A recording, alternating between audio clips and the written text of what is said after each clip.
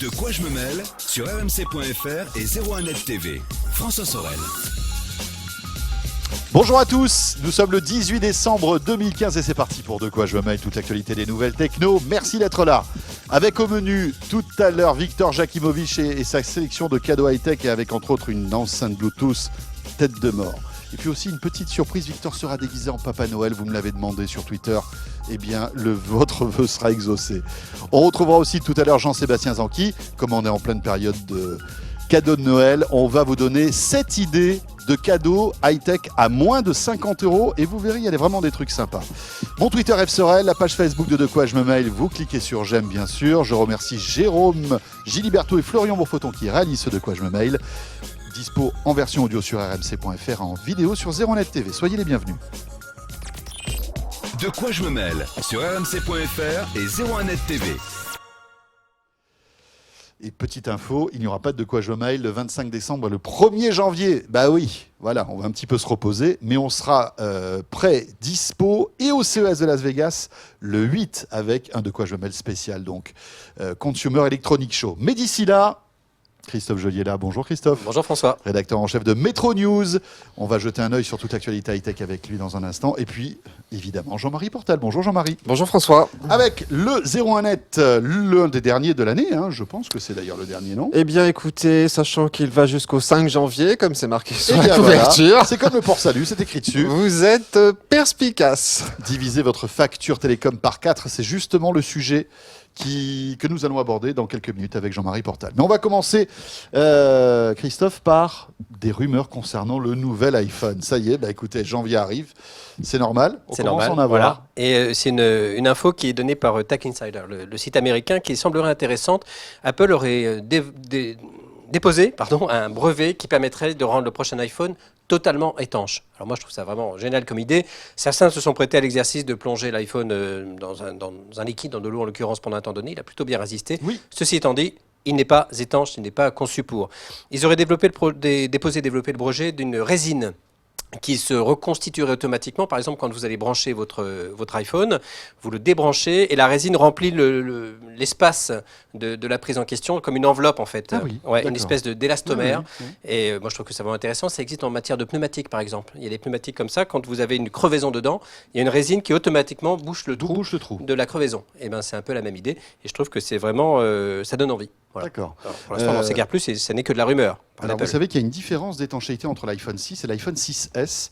L'iPhone 6 ne résiste pas du tout à l'eau, mais l'iPhone 6S, qui est en fait d'une conception complètement différente, lui résiste à l'eau et résiste. Il y a des youtubeurs qui se sont amusés à le mettre dans l'eau pendant plusieurs heures, je crois que même 24 heures, et il ne bronchait pas. 24 heures après, ils l'ont sorti d'un aquarium et il fonctionnait toujours. Donc on voit qu'Apple a déjà travaillé sur l'étanchéité d'un iPhone 6S, mais n'a pas communiqué dessus parce que ça engendre des garanties qu'Apple n'a pas envie d'assumer. Il n'est pas réellement étanche. Il n'est pas réellement étanche. On poursuit avec un GPS pour enfants. Oui, un GPS pour Christophe. enfants, ça peut intéresser ceux qui perdent en permanence leurs enfants. Moi, j'ai vu dans la rue parfois, vous également, des gens qui tiennent leur enfant en laisse comme un animal. Je trouve ça détestable. Oui. Moi, c'est une Surtout idée quand ils leur donnent des croquettes après. C'est un peu trop. Donc, ça peut éviter à ceux dont les enfants courent un peu dans tous les sens. Moi, j'en ai eu des petits. Et ça peut parler quand vous les perdez, par exemple. Ça m'est arrivé chez Disney il y a assez longtemps. Il a fallu un peu de temps pour le retrouver. Dans les centres commerciaux, dans les supermarchés. En fait, dans la poche du manteau de votre enfant, dans son cartable s'il rentre à l'école tout seul, vous mettrez cette petite balise GPS qui intègre une puce GSM et ça vous permettra par exemple quand l'enfant va tout seul de l'école à la maison, quand il rentre à la maison, d'être averti automatiquement de son arrivée à bon port. Je trouve que ça peut être une assez bonne idée.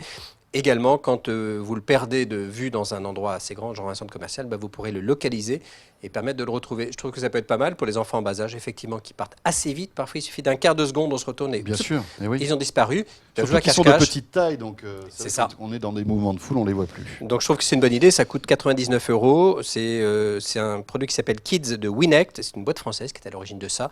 Puis ensuite, il faut recharger à hauteur de 50 € pour un an, pour pouvoir recevoir les SMS de notification. Voilà, pour s'assurer que l'enfant est au bon endroit au bon moment. Je trouve que c'est intéressant. Ça rassure beaucoup de parents. Ça marche très bien aux États-Unis, ce genre de procédé. Après, bon, c'est vrai que ça pose des problèmes d'éthique. On se dit, voilà, est-ce qu'on doit surveiller son enfant tout le temps, le géolocaliser? Bon, voilà. Je pense qu'un ado, il va C'est vous plus jeter ça à nécessaire. la figure. Quoi que j'y songe pour le mien, finalement. Voilà, c'est ça. Pourquoi pas? En fait, il faut pas lui dire que c'est une balise. C'est ça. Non, laisse tomber, Ok. c'est un petit téléphone, Ça c'est vaut le cool. plastique. Voilà. Enfin, à partir d'un certain âge, ils ont le smartphone, donc de toute façon, il y a Oui. d'autres moyens de géolocaliser sans ce type de balise. On va parler maintenant de Google on Tap. Oui, Christophe. c'est une De nouvelle quoi s'agit-il? C'est une nouvelle fonctionnalité, c'est une espèce de majordome, on va dire 2.0, même plutôt pour 3.0. 2.0, c'est un peu ringard. Proposé sur Android 6.0, c'est l'idée, ça vous permet quand c'est une espèce de moteur intelligent qui permet de repérer tous les contenus relatifs à des sujets donnés dans vos mails, dans vos SMS, sur les pages que vous consultez. On va prendre l'exemple de Star Wars, par exemple. Quelqu'un vous parle de Star Wars dans un SMS, automatiquement, en appuyant sur le bouton central de votre téléphone, ça va vous proposer les séances de cinéma les plus proches, les horaires les plus proches. Ça va vous proposer de la littérature, ce Metro News par exemple, et les meilleures critiques concernant ce film magnifique.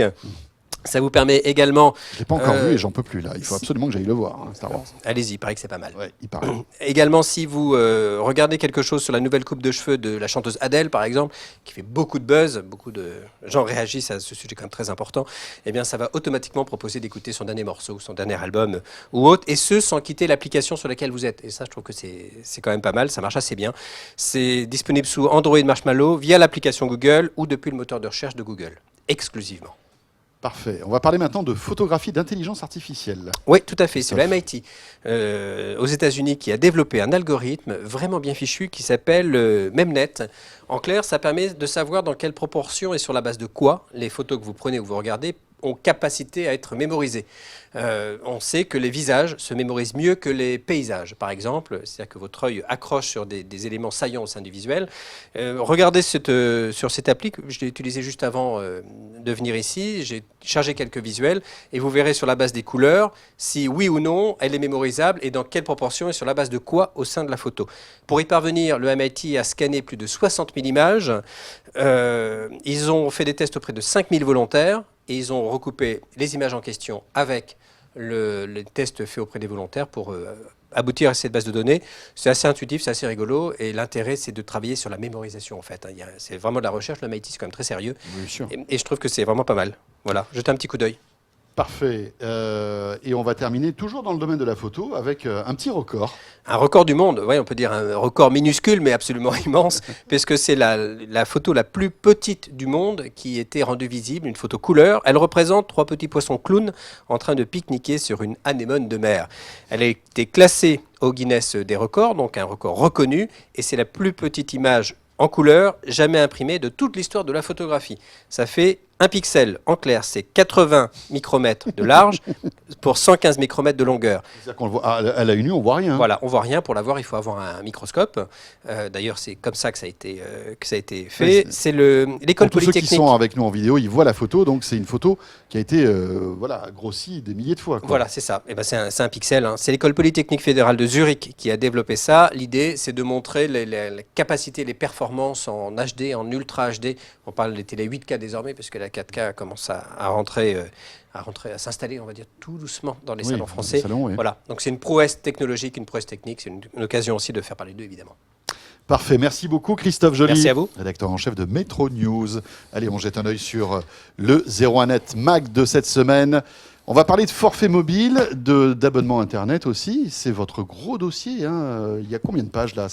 Oh, il y a 12 pages. Du lourd, hein? Il y a 12 pages. Jean-Marie. 12 pages de forfait mobile. Alors, les abonnements Internet, on les évoque forcément parce que quand on souscrit un forfait mobile, on peut aussi choisir de s'abonner au même opérateur que son opérateur Internet, son fournisseur d'accès à Internet, et on rentre dans les offres quadruple play qui permettent d'obtenir quelques substantielles réductions. Mais le dossier est avant tout consacré au forfait téléphonique, au forfait mobile, qui ont la cote en cette fin d'année, parce qu'il y a pas mal de promos de Noël d'ailleurs qu'on s'est amusé un petit peu à lister, en tout cas celles qui étaient encore valables au moment où nous bouclions les 20 gigas de SFR. Il y a Bouygues Télécom qui offre de la 4G en illimité le week-end à ses clients et à ses nouveaux clients pendant 6 mois. Enfin, voilà, donc ça, vous les trouverez Oui, dans... en fait, il y a la nouvelle mode, c'est les ventes privées Dans ce dossier. des opérateurs qui, en fait, qui font pendant une période assez courte, voire pas si courte que ça, où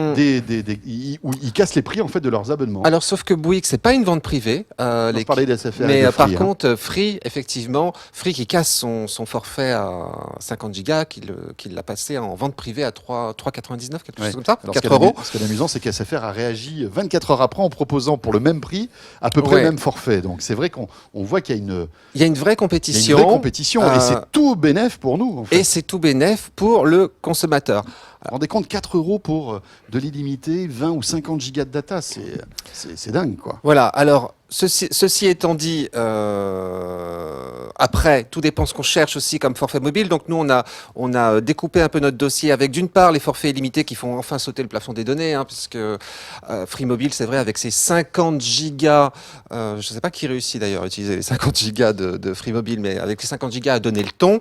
On voit que SFR, là, a sorti un forfait avec 20 gigas, donc 20 gigas de données en 4G, c'est très confortable. Donc les forfaits mobiles pour les utilisateurs très exigeants, les forfaits aussi à moins de 5 euros maintenant si vous voulez pas dépenser trop, ou si forfait pour les gamins, ou forfait même pour... Il y a beaucoup de Français qui utilisent ce type de forfait avec un nombre d'heures limité, les SMS parfois illimités, eux par contre... Mais après, bon, c'est vrai que si par exemple on n'est pas un féru d'Internet et qu'on ne se connecte pas tout le temps, on n'a peut-être pas besoin de 3 gigas ou 5 gigas. Et là, on peut avoir des forfaits pas chers si on prend peu de data. On peut avoir des forfaits pas chers. Alors par contre, le problème de ces forfaits, effectivement, c'est la data. Généralement, il n'y a pas de data, même si certains opérateurs comme SFR commencent à en proposer. Vous avez 100 mégas, vous ne faites pas grand-chose avec 100 mégas, mais... on va dire que c'est mieux que rien. Et chez d'autres, comme Free par exemple, qui propose 50 mégas, vous allez payer en plus 5 centimes le méga supplémentaire. Donc attention aussi à pas après augmenter la facture et finalement vous apercevoir que vous auriez peut-être dû prendre un forfait avec plus de données. Vous avez pris quels paramètres en compte là? La qualité du réseau? Alors on a pris plusieurs paramètres. On a pris d'une part forcément les prix, on a pris la qualité de l'offre parce que les offres comprennent ou pas des options, et on s'est beaucoup appuyé effectivement sur la qualité du réseau, c'est-à-dire tant en termes de couverture que de débit, puisque aujourd'hui, bon, on parle de la 4G, c'est généralisé. Il y a un an, on était encore à la 3G, c'était le début de la 4G. Là, la 4G commence vraiment à s'installer, à s'imposer. Il y a de plus en plus de Français qui l'utilisent. Donc, on s'est intéressé au débit qui était offert et à la couverture. Et la couverture, c'est pas simplement la couverture du territoire, c'est la couverture de la population. Et là-dessus, d'ailleurs, on vous donne quelques données assez intéressantes sur la couverture. En l'occurrence, sur les zones denses, on voit que Bouygues est largement en tête et couvre... Alors, les zones denses, c'est les communes de plus de 400 000 habitants, c'est quand même un tiers de la population. Bouygues est numéro 1, devant Orange, qui couvre 98% de la population. SFR et Free, donc à 80 et 70%. Par contre, quand on descend dans les zones moins denses, déjà, on a de plus gros écarts entre le premier, Orange, qui couvre 92% des communes entre 10 et 400 000 habitants, et Free qui représente 29%, enfin qui couvre 29% du territoire. Quand on est en zone rurale, là, le premier c'est Bouygues avec 33%, Free couvre 1%. Donc des zones rurales, donc il y a encore pas mal de travail à faire de la part des opérateurs pour ces fameuses zones, dont les zones blanches, ces fameuses zones où il y a très très peu d'habitants. Mais visiblement, ils sont en phase d'investissement pour couvrir. Ils sont en phase d'investissement. C'est-à-dire qu'en fait, le déploiement de la 4G n'est pas terminé. Tout à fait, il n'est pas terminé. Et puis l'ARCEP a quand même des contraintes, impose des contraintes assez fortes aux opérateurs pour la couverture de ces zones blanches, qui offrent deux avantages. C'est d'une part pour les gens qui y habitent, mais il y a aussi le problème des transports, parce qu'aujourd'hui, quand vous prenez le train, vous avez un petit problème de coupure de réseau, je pense, régulièrement, si vous essayez de maintenir une communication téléphonique dans le TGV, dans un Paris-Lyon, à un moment, ça va être un petit peu en morse, n'est-ce pas? Parce que justement, vous traversez des zones blanches qui sont mal couvertes, et donc, ça pose aussi un problème pour les gens qui se déplacent, les grands voyageurs. Voilà. Alors bon, on ne va pas tout dévoiler votre classement. Certainement pas. En premier, vous mettez Free Mobile, malgré tout. En premier, nous mettons Free Mobile dans les forfaits illimités. Oui, c'était un peu inévitable parce que quand on veut vraiment plus de données, et puis le tarif aussi proposé à 20 €, 50 gigas de données, appel SMS illimité. Autre point qu'on a pris en considération, c'est les appels à l'étranger. Et ça, tous les opérateurs ne proposent pas ce qu'on appelle le roaming en fait. Le roaming. Et c'est vrai que Free a une offre assez intéressante. Free a une offre intéressante puisqu'il propose les appels, les SMS et les SMS illimités depuis et vers 33 pays, plus 35 jours par an, vous avez droit à 3 gigas de données. Donc, c'est pas inintéressant. Pour connaître la totalité de ce classement, bien sûr, c'est dans le 01net Mag de cette semaine. Alors voilà, un dossier complètement complet parce que vous parlez aussi des offres subventionnées. Vous savez que ça peut être intéressant. Par exemple, pour vous qui, pour les fêtes de fin d'année, vous voulez vous acheter un nouveau téléphone. Là, on rentre dans un autre business, c'est-à-dire que vous allez payer des abonnements plus chers, mais votre téléphone sera subventionné, c'est-à-dire que vous le paierez beaucoup moins cher lorsque vous allez l'acheter, en fait. Oui, alors on a fait le calcul, ça revient quand même au final plus cher de s'acheter son propre, le smartphone nu. D'ailleurs, les chiffres montrent bien que ce type de forfait n'a plus la cote. Les gens préfèrent prendre des forfaits sans s'engager et acheter leur smartphone à côté. Néanmoins, oui, ça peut être aussi le bon plan si vous n'avez pas les moyens de cracher tout de suite là, les 800 ou 900 € que coûte si vous voulez un iPhone 6S ou un Galaxy S6 Edge. Ça peut être une façon d'amortir un petit peu, on va dire, les frais en les lissant dans le temps, mais vous vous engagez par contre dans le temps. Sur 2 ans, à savoir, cependant, un petit détail, c'est que vous vous souvenez, avant, il y avait des points fidélité chez les opérateurs, etc. Tout ça, ça a disparu. Mais ça a été remplacé par des programmes de renouvellement qui sont finalement plus intelligents. Parce que les points, on se retrouvait finalement au bout de 18 mois, il y avait le nouvel iPhone qui sortait, mais en fait, on n'y avait pas droit. Les nouveaux clients, par contre, et puis les points, on ne savait pas trop ce que ça valait. Voilà, donc je pense qu'il y a pas mal de gens qui ont piqué une crise de nerfs ou qui en ont voulu à leur opérateur à cause de ça. Ça, c'est fini. Que ce soit Bouygues, que ce soit Orange, que ce soit SFR. En fait, au bout de 18 ou 24 mois, on vous propose un téléphone au même tarif qu'un nouveau client. Donc, vous n'êtes plus lésé en tant que client fidèle. Voilà, c'est le dossier important de cette semaine dans 01net Mag qui est là. Merci beaucoup, Jean-Marie Portal. Merci François. Et merci encore à Christophe Joly. Bonnes vacances à tous les deux, bonnes fêtes également. Aussi. De quoi je me mets le petit break, donc je le disais. On se retrouvera tout début janvier depuis le CES de Las Vegas. Mais ce de quoi je me mêle n'est pas terminé. À suivre, Jean-Sébastien Zanqui pour un spécial cadeau high-tech à moins de 50 €. Et puis après, ça sera la sélection high-tech de Victor. À tout de suite. De quoi je me mêle sur rmc.fr et 01net TV.